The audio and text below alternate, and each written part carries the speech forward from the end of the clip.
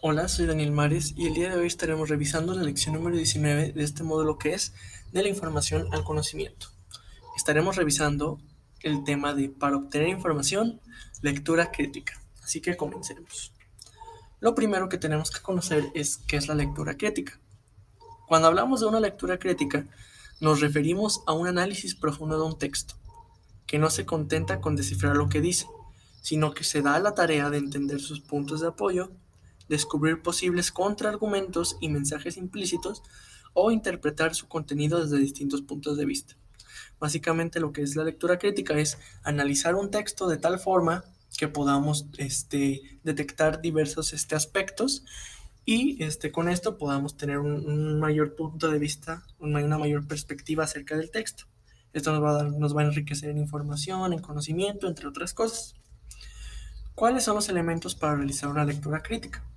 Existen tres elementos y vamos a comenzar con el primero, que es identificar al autor. O sea, se tiene que identificar quién fue la persona que escribió la obra y para identificar el autor, en el campo profesional podemos tomar cuatro aspectos, los cuales son verificar el nombre del autor, o sea, primero conocer cuál es su nombre, luego identificar otras obras que haya escrito, o sea, si tiene más escritos, más libros, más publicaciones, más artículos, entre otras cosas. Luego revisar sus obras, o sea, revisar estas obras las cuales encontramos y revisar su trayectoria. Esto quiere decir revisar, puede ser sus estudios, en los lugares que ha trabajado, las cosas que ha presentado, que ha desarrollado, entre otras cosas. Luego, en el segundo punto, podemos encontrar, este, perdón, identificar las características del texto. Como hemos visto en otros apartados, en otras lecciones y en otros módulos, los textos se componen de distintos, pues sí, dependiendo del tipo de texto, se compone de los aspectos que va a llevar. Y entre estos aspectos está la intención comunicativa. Los tipos de texto que nosotros hemos visto en otros módulos, principalmente en el lenguaje, en la relación del hombre con el mundo, son estos cuatro, los cuales son los textos narrativos, los expositivos, los descriptivos y argumentativos. Aquí ya vienen más o menos las características, pero eso ya lo están viendo en otro módulo, así que no vamos a andar tanto en eso. Pero los aspectos de la intención comunicativa, de acuerdo a las características del texto, son distintos. Por ejemplo, la intención comunicativa de los textos narrativos es que estos relatan hechos, relatan acciones, relatan acontecimientos. Los expositivos buscan hacer comprender un tema. Los descriptivos buscan describir aplicaciones y derivaciones prácticas de los principios y leyes de las ciencias. Y los argumentativos buscan expresar opiniones para convencer o persuadir. Si se dan cuenta, pues cada tipo de texto tiene sus propios elementos, sus propias intenciones de lo que busca dar a conocer. Y es por eso que pues cada uno tiene distintas características. Abajo aquí, dentro de este cuadro, podemos ver los modelos, los textos que utilizan este tipo de texto y la estructura en la que se componen. Y pues el tercer punto que debemos tomar en cuenta es construir la interpretación. ¿Qué es construir la interpretación? Esto consiste en realizar una interpretación, valga la redundancia, un análisis, una reflexión, una paráfrasis desde nuestra perspectiva de lo que hemos leído.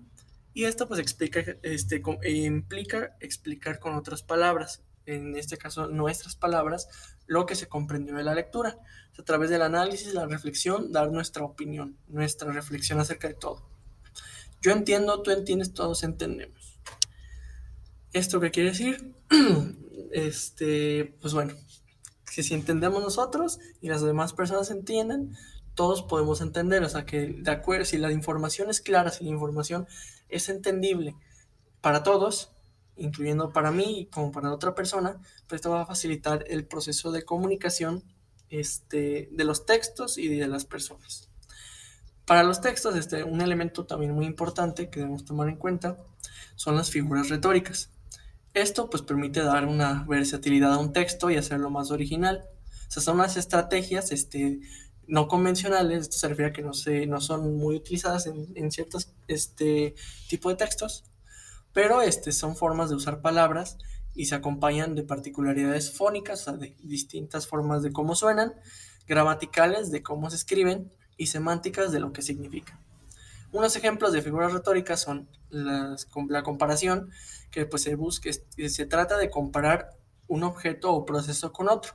Este proceso de comparación pues es tener dos puntos y rescatar las características de ambos para hacer un análisis y comparar. Luego está la analogía, que aquí se explica un objeto o procedimiento con otro ajeno a él y se emplean ciertas expresiones como así como, por ejemplo. Esto se refiere a así como ejemplificar. Así como se muestra en el ejemplo, así como los polos opuestos de los imanes atraen, las proteínas del ADN se juntan unas con otras.